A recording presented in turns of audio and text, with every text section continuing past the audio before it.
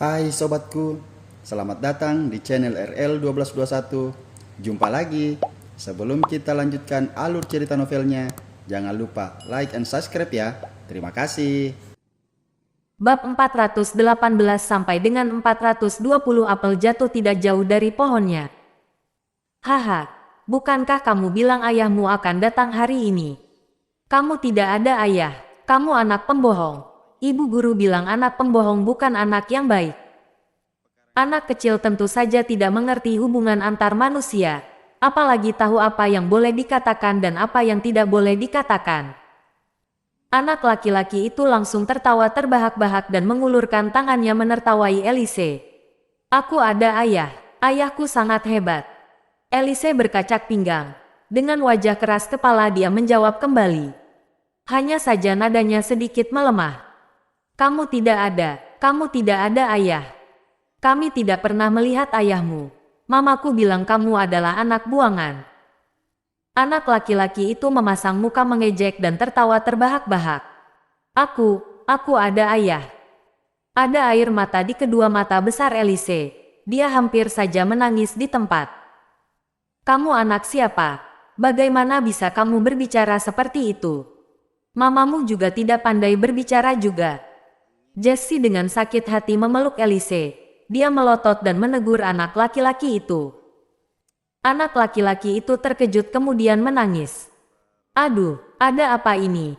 Ada apa yang salah denganmu? Kenapa kamu membuat nangis anakku? Satu wanita dengan cepat berlari kemari memeluk anak laki-laki itu dan berteriak ke arah Jessie. Lalu ada pria juga berjalan kemari dan menatap Jessie dengan tatapan buruk. Anakmu yang duluan terus bilang anakku tidak ada ayah.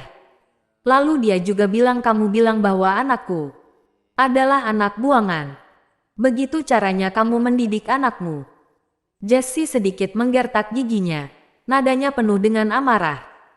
Mendengar itu, wanita itu tercengang sebentar kemudian melirik Jessie dan Elise dari atas hingga bawah. Haha, anakmu yang bernama Elise itu. Kenapa? Ada yang salah dari kata-kata anak kesayanganku. Kenapa aku tidak pernah melihat suamimu? Wanita itu tertawa dingin seolah-olah ada dendam besar dengan Jessie. Keributan ini segera menarik perhatian semua orang.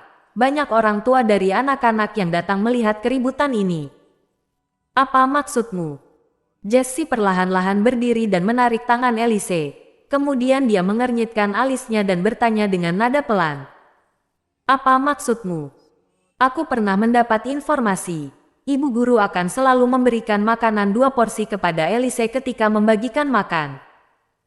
Kita semua membayar uang dengan jumlah yang sama. Kenapa anak kami hanya 1 porsi tapi anak kalian 2 porsi? Wanita ini mendengus dingin dan bertanya kepada Jessie. Benar, anakku juga memberitahuku itu. Ini sebenarnya kenapa? Kenapa? Kalian ada hubungan saudara dengan taman kanak-kanak ini? Sangat keterlaluan. Kenapa anak kalian dapat 2 porsi? Anakku tidak pernah kenyang makan.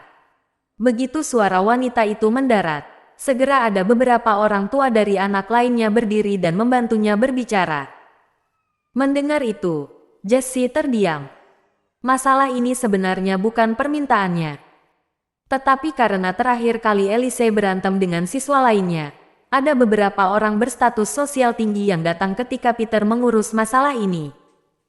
Jadi taman kanak-kanak ini secara khusus sangat menjaga Elise. Dia tidak menyangka ini akan menjadi kelemahan yang akan diperas mereka. Kenapa tidak berbicara? Aku pernah dengar bos taman kanak-kanak ini seorang pria. Haha, jangan-jangan kamu tidak ada suami. Jadi kamu dan bos ini. Wanita itu tertawa. Kata-kata yang dikeluarkan sangat jahat. Kamu tidak merasa keterlaluan ketika mengatakan kata-kata ini di depan banyak anak-anak. Jessie tiba-tiba mendongak kepalanya dan berteriak ke arah wanita ini. Keterlaluan, kalau begitu jawab aku. Kenapa anakmu boleh mengambil 2 porsi makanan? Ini tidak adil, kami tidak puas. Betul, kami tidak puas. Beberapa orang tua murid memasang ekspresi tidak senang. Sedangkan Jessie menjadi target serangan dan digosipin banyak orang. Ayahku. Ayahku kenal dengan kepala sekolah anak. Elise menggigit bibirnya. Matanya berair.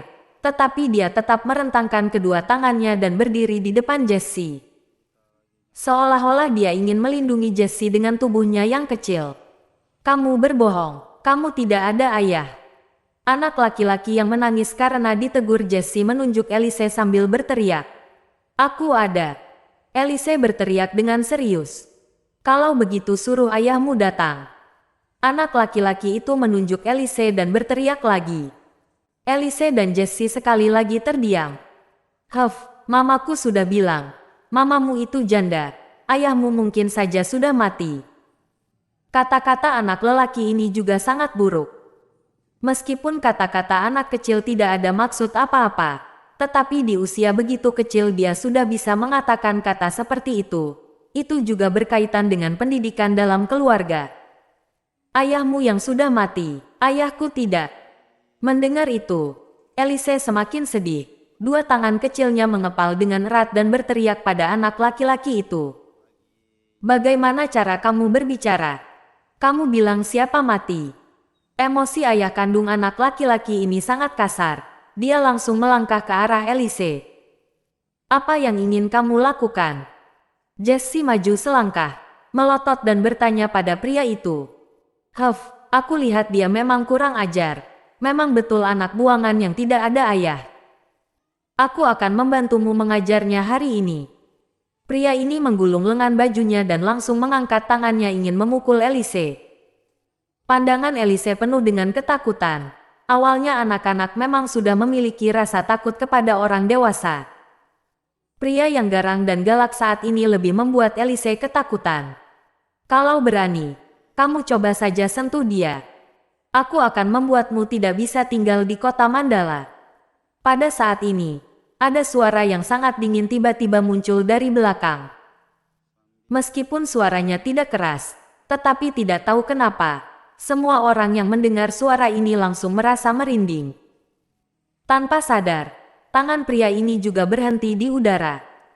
Sedangkan Elise yang mendengar suara ini, awalnya matanya penuh dengan ketakutan tiba-tiba melotot dan menoleh ke arah datangnya suara. Saat ini ada keberanian yang muncul dari hati Jessie. Kenapa? Kalian menunjukkan adegan yang begitu bagus padaku hanya karena aku rapat dan terlambat datang. Peter pelan-pelan menggerakkan roda kursinya ke arah Elise. Memang kamu siapa? Pria itu mengernyit kemudian bertanya dan melihat ke arah Peter. Aku bapakmu.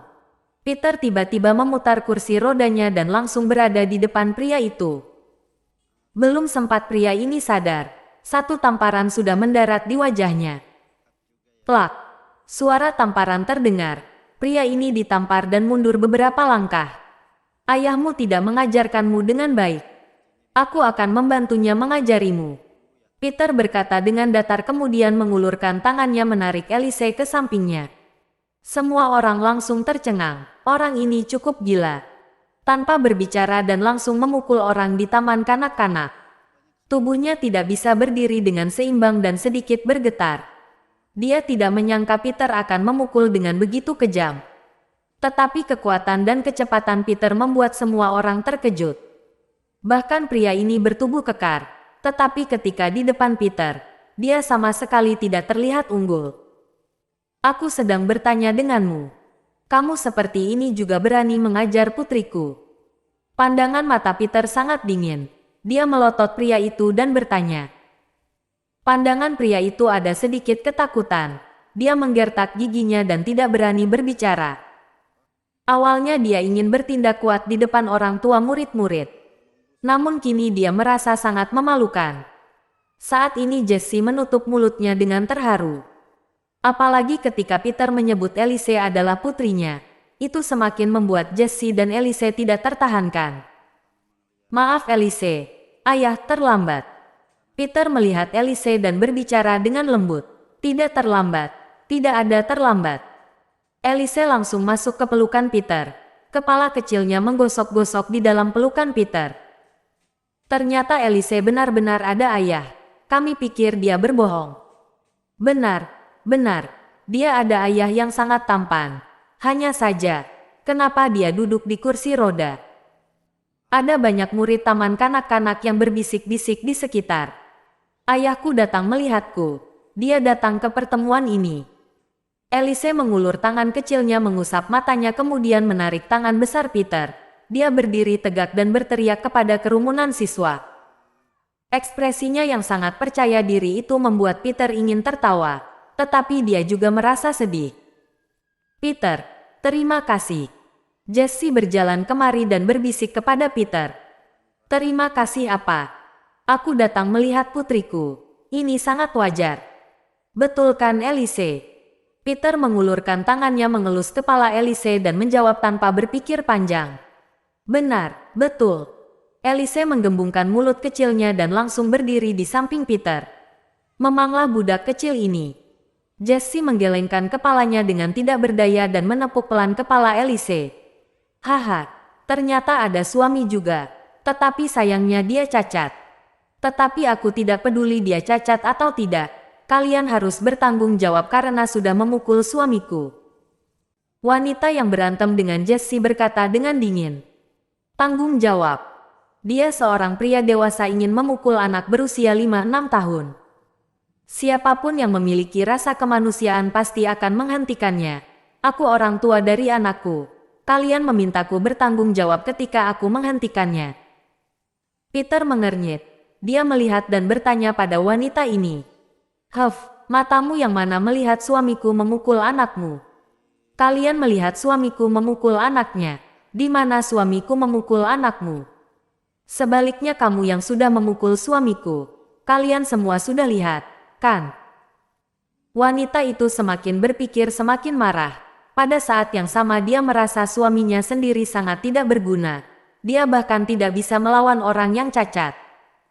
Jadi kita hanya boleh menghentikan kalian setelah kalian memukul anakku. Jessie sudah tidak tahan. Dia maju dan berdebat dengan wanita ini. Jangan banyak omong kosong. Intinya kalian salah karena sudah memukul orang. Kalau tidak ganti rugi, kami akan melapor polisi. Wanita ini sengaja terus menyebut masalah Peter memukul suaminya dan tidak mengalah. Melihat wanita ini semakin tidak masuk akal, rasa dingin perlahan-lahan muncul dari mata Peter lagi. Peter adalah orang yang sangat berakal. Tetapi kalau lawannya adalah seseorang tidak berakal, maka dia juga tidak akan menyia-nyiakan waktu. Aku sudah memukulnya. Apa yang bisa kamu lakukan kepadaku? Peter duduk di kursi rodanya dengan tenang. Dia menyilangkan tangannya. Nada bicaranya seperti sedang mengolok-olok. Kamu, ya Tuhan, masih ada hukum tidak di negara ini. Sudahlah putrinya mendapat perlakuan istimewa, tetapi dia juga boleh memukul orang sembarangan di sini. Benar saja apel jatuh tidak jauh dari pohonnya. Aku lihat tidak ada yang betul dari sekeluarga ini. Wanita itu mengulurkan tangannya menunjuk Peter mereka sambil mencarut. Mendengar cacian yang sangat menusuk telinga ini, banyak orang tua murid juga tidak tahan dan mengernyit. Bahkan ada orang tua murid yang mengulurkan tangan mereka menutup telinga anak mereka. Kata-kata kasar ini benar-benar tidak seharusnya didengar anak-anak kecil. Namun wanita itu semakin marah semakin bersemangat dan maju 2 langkah. Putrimu akan menjadi apa kalau dididik oleh orang seperti kalian? Aku dengar putra kesayanganku bilang anak kalian ini pernah berkelahi dengan teman kelasnya dan mencakar wajahnya, kan? Untungnya itu anak orang. Kalau ini terjadi padaku, aku akan berhenti setelah kalian ganti rugi sampai bangkrut. Wanita itu semakin bicara semakin semangat dan semakin maju. Hanya saja dia tidak mengulurkan tangannya menunjuk Peter. Hanya saja dia tidak sadar ekspresi Peter menjadi semakin dingin. Terlihat seperti tidak berekspresi, tetapi sebenarnya kemarahan di matanya sedang membakar-bakar. Kalau bukan karena kamu melakukan banyak kejahatan, bagaimana bisa kamu mendapat karma buruk hingga duduk di kursi roda? Ngomong-ngomong bagaimana orang cacat seperti kamu bisa melahirkan putri yang sehat dan normal? Anak kandungmu ya, hahaha. Kenapa aku merasa kamu seperti ditikung? Ekspresi wanita ini sangat bangga. Nadanya penuh dengan sindiran. Mendengar ini, Jessie merasa sangat marah. Seluruh tubuhnya bergetar. Ayahku bukan orang cacat. Dia bukan mendapat karma buruk karena melakukan hal buruk. Dia seorang tentara. Kakinya begitu karena melindungi negara. Saat ini Elise tiba-tiba maju, merentangkan kedua tangannya dan menghadang di depan Peter. Matanya yang melotot dan ekspresinya yang serius membuat semua orang tercengang. Setelah sadar kembali, semua orang dengan kompak melihat Peter. Ada rasa hormat yang mendalam muncul di mata banyak orang. Jesse melotot matanya dengan lebar. Dia tidak menyangka Elise akan mengingat dengan jelas kata-kata yang sudah dia katakan kepada Elise. Seorang tentara. Wanita itu mengernyit kemudian tertawa sinis. Kamu bocah kecil ngerti apa? Kamu bilang dia pernah jadi tentara berarti dia pernah jadi tentara. Lagipun, emang kenapa kalau dia terluka di medan perang? Jadi tentara kalau tidak perang buat apa? Begitu banyak orang yang mati. Memang kenapa kalau tambah dia satu? Siapa yang memaksa kalian menjadi tentara? Siapa yang memaksa kalian berperang? Kalau mati juga karena kalian patut mati. Semakin wanita itu berbicara, kata-katanya semakin brutal, bahasanya semakin buruk. Orang tua di sekeliling sana sudah merasa tidak tahan. Peter juga perlahan-lahan mengangkat kepalanya, matanya melihat ke arah wanita ini dengan dingin. Dia bisa menahan apapun, tetapi dia tidak bisa menahan kata-kata ini. Begitu banyak pria baik yang berdarah panas, penuh ambisi dan mengorbankan diri mereka sendiri untuk menjaga perbatasan negara Pandora. Mereka meninggalkan keluarga mereka untuk melindungi kalian semua, maju ke medan perang dan membayar dengan darah segar mereka. Kalau mereka tahu orang yang mereka lindungi adalah sampah seperti kamu, maka betapa kecewanya mereka. Peter perlahan-lahan mendongak kepalanya dan menatap wanita ini dengan dingin. Aura membunuh dingin di matanya semakin membara. Saat ini dia sangat marah. Loh, kenapa kamu ingin memukulku? Aku sudah bilang, kalau mati juga karena kalian. Patut mati, bagaimana? Sini, pukul aku perempuan. Coba saja kalau berani. Wanita itu melihat pandangan Peter dan melangkah maju. Dia berkata sambil tertawa dan mengulur tangannya menunjuk wajahnya sendiri. Dia tidak percaya Peter akan memukul seorang perempuan. Plak. Namun detik selanjutnya, suara tamparan yang nyaring berbunyi dari wajah wanita ini.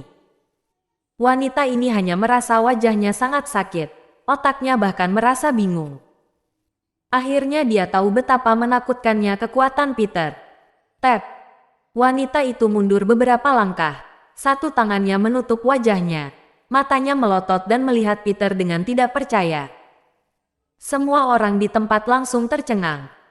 Peter benar-benar memukulnya. Si cacat ini memang sedikit kejam. Beraninya kamu memukulku. Beraninya kamu memukul perempuan. Wanita itu menutup wajahnya dan berteriak ke arah Peter dengan kuat. Kenapa kalau memukulmu? Kenapa kalau kamu perempuan? Kamu lemah jadi kamu menang. Pandangan mata Peter sangat dingin. Dia perlahan-lahan menarik kembali tangannya. Tidak ada rasa malu sedikit pun. Memukul perempuan. Jangankan memukul. Ketika berperang di padang pasir, dia sudah pernah membunuh musuh perempuan yang tidak diketahui jumlahnya. Di matanya tidak ada kesenjangan antara pria dan perempuan. Hanya ada kawan dan musuh. Dia tidak akan memberikan ampun hanya karena perbedaan gender musuh. Ini adalah dia, Peter. Aku akan bertarung denganmu. Wanita ini berteriak dengan kuat dan mengangkat telapak tangannya. Kukunya yang panjang langsung mencakar ke arah wajah Peter. Cari mati. Pandangan mata Peter mendingin dan sekali lagi menamparkan tanpa ampun. Plak, suara tamparan nyaring terdengar lagi. Kali ini wanita itu jatuh dan terduduk di lantai ketika ditampar Peter. Suasana seluruh ruang tunggu ini menjadi hening. Karakter Peter yang memukul tanpa ampun dan tanpa membedakan pria dan perempuan ini benar-benar mengejutkan banyak orang yang berada di tempat. Aku tidak peduli siapapun kamu. Jangan berharap bisa merundung putriku.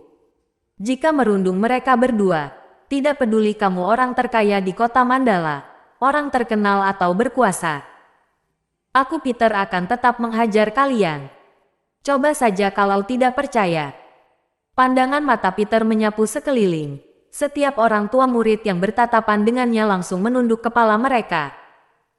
Tidak ada orang yang berani bertatapan dengan mata dingin Peter lebih dari sedetik pun.